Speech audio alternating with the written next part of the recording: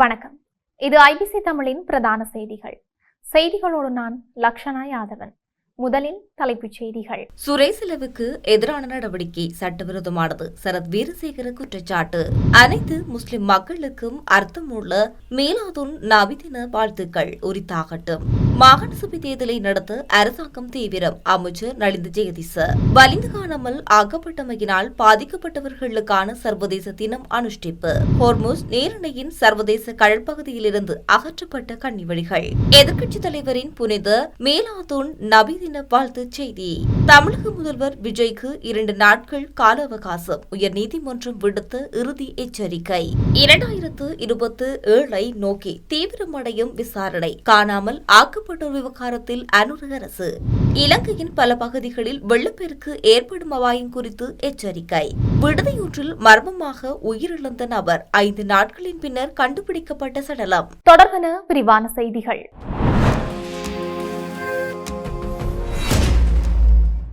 முன்னாள் பாதுகாப்பு அமைச்சரும் பாராளுமன்ற உறுப்பினருமான சரத் வீரசேகர பத்திரமுள்ள நில மாவட்டத்தில் உள்ள ஸ்ரீலங்கா பொதுஜன பெரமுன கட்சி தலைமையகத்தில் இடம்பெற்ற ஊடகவியலாளர் சந்திப்பில் கலந்து கொண்டு கருத்தினை வெளிப்படுத்தியுள்ளார்.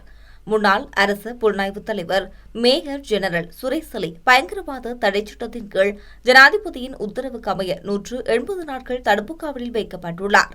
தற்போதைய அமைச்சரவை பயங்கரவாத தடை சட்டத்தை நீக்கிவிட்டு புதிய சட்டத்தை கொண்டுவரவுள்ள இந்த நிலையில் இம்மாதம் 28ஆம் தேதியுடன் முடிவடையும் இந்த 180 நாள் தடுப்பு காவல் உத்தரவை மேலும் நீடிப்பது பொருத்தமற்றது என தெரிவித்துள்ளார்.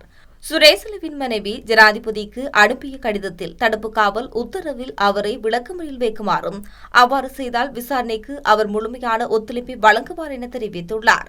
180 நாட்கள் கடந்தும் இதுவரை குற்றச்சாட்டுகள் சுமத்தப்படாமலும் நீதிமன்ற நடவடிக்கை தொடங்கப்படாமலும் இருந்தால் அவரை விளக்கமறியல் வைத்து சட்ட நடவடிக்கைகளை தொடருமாறு நாமும் வலியுறுத்துகின்றோம். சஹ்ரான் மற்றும் நவ்ஃபர் மௌலவி இணைந்து இத்தகைய பயங்கரவாத தாக்குதலை நடத்த திட்டமிட்டுள்ளமை குறித்து 2015 முதலே குற்றப்புலனாய்வுத்துறை அறிந்தும் இருந்தது. தாக்குதலுக்கு 3 மாதங்களுக்கு முன்பு வனாவலத்துவில் 100 கிலோ வெடிப்பொருட்கள் கைப்பற்றப்பட்டன. மாவத்துகமவில் புத்த சிலைகள் சேதப்படுத்தப்பட்டன. தாக்குதலுக்கு 24 மணி நேரத்துக்கு முன்பு இந்திய உளவுத்துறையும் எச்சரித்திருந்தது. அவை அனைத்தையும் அறிந்திருந்தும் தடுப்பதற்கு எவ்வித நடவடிக்கையும் எடுக்காமல் 2016 முதல் 2019 டிசம்பர் வரை மலேசியா மற்றும் இத்தாலியில் தங்கியிருந்த சுரேசலவை எந்த அடிப்படையில் கைது செய்தனர் என கேள்வி எழுப்பியுள்ளார். சுரேசலே தாக்கல் செய்த ரிட் மனுவுக்கு எதிராக பேராயர் கார்டினால் மட்டுமே மனு தாக்கல் செய்துள்ளார். தாக்குதல் நடந்தபோது சலே அரச புலனாய்வு தலைவராக இருந்தார் என்ற தவறான தகவலின் அடிப்படையிலே பேராயர் அதனை செய்துள்ளார். நாட்டின் பயங்கரவாத வலையமைப்பை அளிக்க பாடுபட்டு ஒரு படைவீரருக்கு இழைக்கப்படும் இந்த அநீதி கவலையளிக்கின்றது என சரத் வீரசேகர மேலும் தெரிவித்துள்ளார். இஸ்லாமிய நாட்காட்டியின் ரபி உல் அவ்வல் மாத பிறப்பின் மூலம் உலக வாழ் முஸ்லிம்கள் தியானத்தை முன்னிறுத்தி மிகுந்த பக்தியுடன் கொண்டாடும் இறுதி தூதர் முகமது நபிசல் அவர்களின் ஜனன தின கொண்டாட்டமான மீலாதுன் நபி விழா என்றாகும். சமத்துவமான ஒரு சமூகத்தை உருவாக்குவதை நோக்கமாக கொண்ட இந்த தினம் வெறும் விழாவுக்கு அப்பால் ஆழமான ஆன்மீக வடிவத்தை எதிர்பார்க்கும் ஒரு கொண்டாட்டமாகும் என ஜனாதிபதி அனுரகுமார் திசாநாயக்க தெரிவித்துள்ளார். இன்று முஸ்லிம்களால் கொண்டாடப்படும் புனித மீலாதுன் நபி தினத்தை முன்னிட்டு அவர் வெளியிட்டுள்ள வாழ்த்துச் செய்தியிலே இந்த விடயமானது தெரிவிக்கப்பட்டுள்ளது. இருளிலிருந்து வெளிச்சத்துக்கு அழைத்துச் செல்வதற்காக எல்லையற்ற பொறுமை மற்றும் கருணையின் வழியை வெளிப்படுத்திய முகமது நபிசல் அவர்கள் மனித குலத்துக்கு அன்று முதல் இன்று வரை தோன்றிய மிக சிறந்த இறை தூதுவர்களில் ஒருவராவார். 23 ஆண்டுகள் அவர் எதிர்கொண்ட பல்வேறு இன்னல்கள் மற்றும் செய்த இணையற்ற தியாகங்களின் நோக்கம் அமைதி, சகோதரத்துவம், தூய்மை, நம்பகத்தன்மை மற்றும் நீதி நிலை கொண்ட ஒரு நல்ல சமூகத்தை கட்டியெழுப்புவதாகும். இனம், சாதி, நிறம் அல்லது குலத்தின் அடிப்படையில் மனிதனை மதிப்பிடுவதை நிராகரித்தார். முழு மனித குலம் ஒரே மூலத்திலிருந்தே தோன்றியது என்பதையும் உண்மைத்தன்மை, சகிப்புத்தன்மை மற்றும் கருணை போன்ற உன்னத நற்பண்புகளால் மட்டுமே மேன்மையை அளவிட முடியும் என்பதையும் உணர்த்தியுள்ளார்.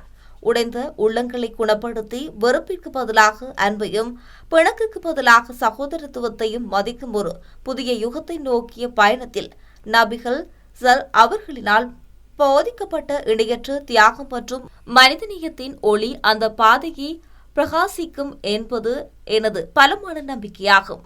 நபிகளாரின் வாழ்க்கை முன்மாதிரி, அர்ப்பணிப்பு மற்றும் மேலான முயற்சிகளை உண்மையாக அர்த்தமுள்ளதாக்கி நமது வாழ்க்கை பயணத்தை வடிவமைத்துக் கொள்ள உங்கள் அனைவருக்கும் அழைப்பு விடுக்கின்றேன் என ஜனாதிபதி குறிப்பிட்டுள்ளார். இலங்கையிலும் உலகெங்கிலும் வாழும் அனைத்து முஸ்லிம்களுக்கும் அர்த்தமுள்ள மீலாதுன் நபி தின வாழ்த்துக்களை தெரிவித்துக் கொள்வதாக ஜனாதிபதி மேலும் தெரிவித்துள்ளார். மாகாண சபை தேர்தலை கூடிய விரைவில் நடத்துவதற்கு அரசாங்கம் உத்தேசித்ததாக அமைச்சரவை பேச்சாளர் அமைச்சர் நலிந்த ஜேதிச தெரிவித்துள்ளார். அரசாங்க தகவல் திணைக்களத்தில் நடைபெற்ற வாராந்த அமைச்சரவை முடிவுகளை அறிவிக்கும் ஊடகவியலாளர் சந்திப்பில் கலந்து கொண்டு கருத்தினை வெளியிடும் போதே மேற்கண்டவாறு தெரிவித்துள்ளார். மாகாண சபை தேர்தல்கள் நடத்தப்படாது என நாடாளுமன்ற உறுப்பினர்கள் நிலந்தி கொட்டகச்சி சமீபத்தில் வெளியிட்ட கருத்து தொடர்பில் எழுப்பப்பட்ட கேள்விக்கு பதிலளிக்கும் போதே அவர் இதனை குறிப்பிட்டுள்ளார். அதற்கமைய மாகாண சபை தேர்தலை நடத்துவது குறித்து ஆராய்வு தொடர்பான செயற்பாடுகளுக்கு நாடாளுமன்ற குழு ஒன்று நியமிக்கப்பட்டுள்ளது. அத்துடன் தேர்தலை நடத்துவதற்கு தேவையான நிதி ஏற்கனவே ஒதுக்கப்பட்டும் இருக்கின்றது. எனவே சட்ட கட்டமைப்பு மற்றும் எல்லை நிர்ணய பணிகள் நிறைவடைந்தவுடன் நிச்சயமாக மாகாண சபை தேர்தலை நடத்த முடியும் என அமைச்சரவை பேச்சாளர் அமைச்சர் நலிந்த ஜேதிச தெரிவித்துள்ளார். வலிந்து காணாமல் ஆக்கப்பட்டமையினால் பாதிக்கப்பட்டவர்களுக்கான சர்வதேச தினம் காணாமல் போன ஆட்கள் பற்றிய அலுவலகத்தில் ஏற்பாட்டில் நீதி மற்றும் தேசிய ஒருமைப்பாட்டு அமைச்சர் ஹர்ஷன் நாணயக்காரவின் பங்கேற்புடன் நடைபெற்றுள்ளது. குறித்த நிகழ்வானது நேற்றைய தினம் பிற்பகல் 2 மணிக்கு யாழ்ப்பாண மாவட்ட செயலக கேட்போர் கூடத்தில் இடம்பெற்றும் இருக்கின்றது. நிகழ்வில் வலிந்து காணாமல் ஆக்கப்பட்டவர்களை நினைவு கூறும் வகையில் மௌன அஞ்சலி செலுத்தப்பட்டுள்ளது. இதன்போது உரையாற்றிய அரசாங்க அதிபர் மருதலிங்கம் பிரதீபன் யாழ் மாவட்டத்தில் சுமார் 2300 பேர் வலிந்து காணாமல் ஆக்கப்பட்டவர்களாக பதிவு செய்யப்பட்டுள்ள நிலையில் அவர்களில் 1940 பேருக்கான விசாரணைகள் நிறைவேற்றுள்ளன. ஒவ்வொரு காணாமலாக்கப்பட்டவரின் பின்னாலும் ஒரு மனித உயிரும் ஒரு குடும்பத்தின் சமூக, பொருளாதார மற்றும் உணர்வுபூர்வமான வாழ்வும் உள்ளடங்கியுள்ளது. வலிந்து காணாமல் ஆக்கப்பட்டவர்களின் குடும்பங்கள் நீண்ட காலமாக சொல்லெண்ணா துயரங்களையும் மனவேதனைகளையும் அனுபவித்து வருகின்றனர். எனவே அவர்களின் உரிமைகளையும் உணர்வுகளையும் மதித்து சட்டத்துறை, நீதித்துறை மற்றும் நிர்வாகத்துறை உள்ளிட்ட அனைத்து தரப்பினரும் ஒன்றிணைந்து அவர்களுக்கான உரிய ஏற்பாடுகளை மேற்கொள்ள வேண்டும் என அவர் தெரிவித்துள்ளார். ஹோர்முஸ் நீரிணையின் சர்வதேச கடற்பகுதிக்குள் இருந்து அனைத்து கனிவெடிகளும் அகற்றப்பட்டுவிட்டன என அமெரிக்க கடற்படை தன்னிடம் தெரிவித்ததாக அமெரிக்க ஜனாதிபதி டொனால்ட் ட்ரம்ப் தெரிவித்துள்ளார். ட்ரம்ப் தனது ட்ரூத் சோசியல் சமூக வலைதள பதிவில் இதனை குறிப்பிட்டுள்ளார். இந்த நிலையில் புதிதாக கனிவெடிகளை வைக்கும் எந்த ஒரு கப்பலும் அல்லது படகும் உடனடியாகவும் துல்லியமாகவும் அளிக்கப்படும் என்று ஈரானுக்கு எச்சரிக்கப்பட்டு அறிவிக்கப்பட்டுள்ளது என அவர் இந்த பதிவில் குறிப்பிட்டுள்ளார்.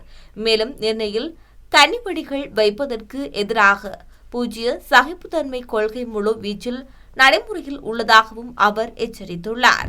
மனிதநேயத்தின் முன்னால் இனம், மதம் மற்றும் ஏனைய பேதங்களை விட பரஸ்பர கௌரவம், நீதி, நியாயம், கருணை மற்றும் சகோதரத்துவம் என்பன மதிக்கத்தக்கனவாகும் என எதிர்க்கட்சித் தலைவர் சஜித் பிரேமதாச தெரிவித்துள்ளார். புனித மீதுலா நபி தினத்தை முன்னிட்டு அவர் வெளியிட்டுள்ள வாழ்த்துச் செய்தியிலே இந்த விடயமானது தெரிவிக்கப்பட்டுள்ளது. பன்முகத்தன்மை நம்பிக்கை பிரிப்பதற்கான காரணம் இருக்கக்கூடாது.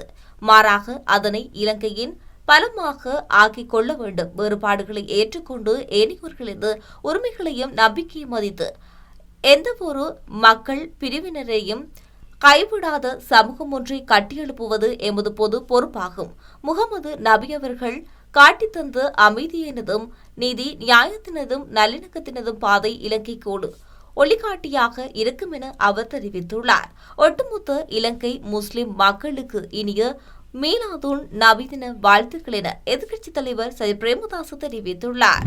தேர்தல் வழக்குகளை நிராகரிக்க கோரி எதிர்வரும் வியாழக்கிழமைக்குள் மனு தாக்கல் செய்யாவிட்டால் 50,000 ரூபாய் அபராதம் விதிக்கப்படும் என தமிழக முதல்வர் விஜய் மற்றும் அமைச்சர் ஆதவ் அர்ஜுனாவுக்கு சென்னை உயர்நீதிமன்றம் எச்சரிக்கை விடுத்துள்ளது. இது தொடர்பாக வழக்கு நேற்று விசாரணைக்கு எடுத்துக் கொள்ளப்பட்ட போதே மேற்குறிப்பிட்டவாறு உத்தரவு பிறப்பிக்கப்பட்டுள்ளது. தமிழக முதல்வர் விஜய் கடந்த சட்டப்பேரவை தேர்தலின் போது சென்னை, பெரம்பூர் மற்றும் திருச்சி கிழக்கு ஆகிய 2 தொகுதிகளில் போட்டியிட்டார். 2 தொகுதிகளிலும் விஜய் வெற்றி பெற்றதாக அறிவிக்கப்பட்டதை எதிர்த்து திமுக வேட்பாளர் ஆர்.டி. சேனகர், இனிகோ இதயராஜ் மற்றும் வாக்காளர்கள் தினேஷ், லட்சுமி நரசிம்மன் ஆகியோர் சென்னை உயர்நீதிமன்றத்தில் தேர்தல் வழக்குகளை தாக்கல் செய்துள்ளனர். இந்த 2 தொகுதிகளுக்கான தேர்தல் அறிவிப்பு குறித்து வழக்குகள் சென்னை உயர்நீதிமன்றத்தில் நேற்று நீதியரசர் லட்சுமி நாராயணன் முன்னிலையில் விசாரணைக்கு எடுத்துக் கொள்ளப்பட்டது. அதற்குள் நிராகரிப்பு மனு தாக்கல் செய்யாவிட்டால் 50,000 ரூபாய் அபராதம் விதிக்கப்படும் என தமிழக முதல்வர் விஜய் மற்றும் அமைச்சர் ஆதவ் அர்ஜுனா ஆகியோருக்கு எச்சரிக்கை விடுக்கப்பட்டுள்ளது.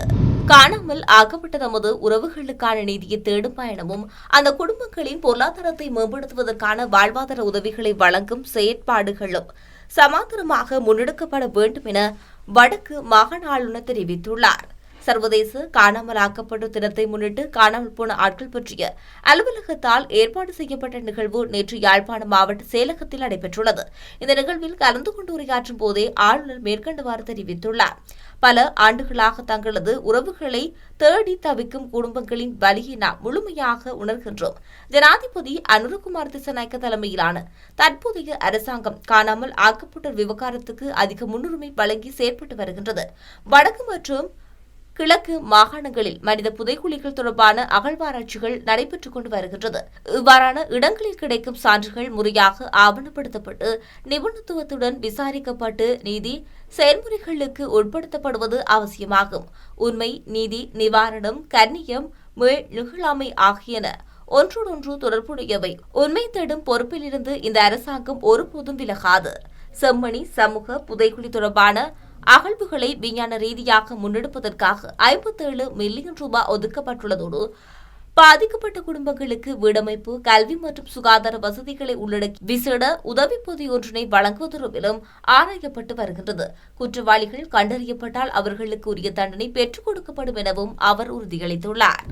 இலங்கையில் நிலவி வரும் எல்னினோ காலநிலை மாற்றம் காரணமாக எதிர்வரும் அக்டோபர் மற்றும் நவம்பர் மாதங்களில் வெள்ளப்பெருக்கு நிலைமை ஏற்படக்கூடும் என வளிமண்டலவியல் திணைக்களம் தெரிவித்துள்ளது.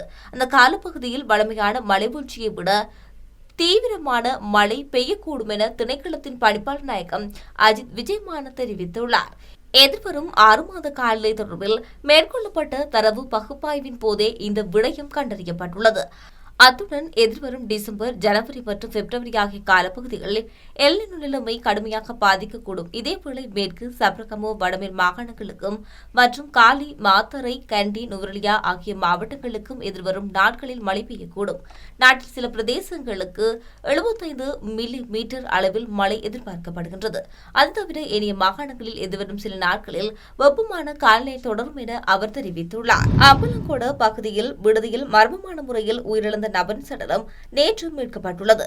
கண்டெடுக்கப்பட்ட சடலம் அம்பலங்கோட விகாரையில் உள்ள ஒரு தங்கும் விடுதியில் தனியாக தங்கியிருந்த 67 வயதான ரோஹன் அரிய திலகே என்பவருடையது என தெரியவந்துள்ளது.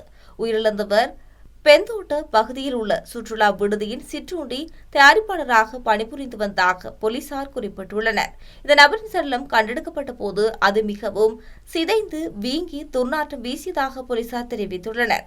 சுமார் 5 நாட்களுக்கு முன்பு இறந்திருக்கலாம் என சந்தேகிக்கப்படுவதாக போலீசார் குறிப்பிட்டுள்ளனர். கடுமையான துர்நாற்றம் வீசியதை அடுத்து உயிரிழந்த நபரின் அறைக்கு அடுத்த அறையில் தங்கியிருந்த ஒருவர் சென்று பார்த்தபோது சடலம் கண்டுபிடிக்கப்பட்டதாக போலீசார் தெரிவித்துள்ளனர். செய்திகளின் நிறைவாக மீண்டும் தலைப்புச் செய்திகள். சுரேசலவுக்கு எதிரான நடவடிக்கை சட்டவிரோதமானது, சரத் வீரசேகர குற்றச்சாட்டு. அனைத்து முஸ்லிம் மக்களுக்கும் அர்த்தமுள்ள மீலாதுன் நபி தின வாழ்த்துக்கள் உரித்தாகட்டும். மாகாண சபை தேர்தலை நடத்த அரசாங்கம் தீவிரம். அமைச்சர் நலிந்த ஜெகதீச. வலிந்து காணாமல் ஆக்கப்பட்டமையினால் பாதிக்கப்பட்டவர்களுக்கான சர்வதேச தினம் அனுஷ்டிப்பு. ஹோர்முஸ் நீரிணையின் சர்வதேச கடற்பகுதியிலிருந்து அகற்றப்பட்ட கன்னிவழிகள். எதிர்க்கட்சித் தலைவரின் புனித மீலாதுன் நபி தின வாழ்த்துச் செய்தி. தமிழக முதல்வர் விஜய்க்கு 2 நாட்கள் கால அவகாசம். உயர்நீதிமன்றம் விடுத்த இறுதி எச்சரிக்கை. 2027 நோக்கி தீவிரமடையும் விசாரணை. காணாமல் ஆக்கப்பட்டோர் விவகாரத்தில் அனுர அரசு. இலங்கையின் பல பகுதிகளில் வெள்ளப்பெருக்கு ஏற்படும் அபாயம் குறித்து எச்சரிக்கை. விடுதியொன்றில் மர்மமாக உயிரிழந்த நபர் 5 நாட்களின் பின்னர் கண்டுபிடிக்கப்பட்ட சடலம். இத்துடன் ஐபிசி தமிழின் பிரதான செய்திகள் நிறைவு பெற்றன. செய்திகளை உடனுக்குடன் அறிந்து கொள்ள ஐபிசி தமிழ் என்ற எமது யூடியூப் பக்கத்தினூடாக இணைந்திருங்கள். வணக்கம்.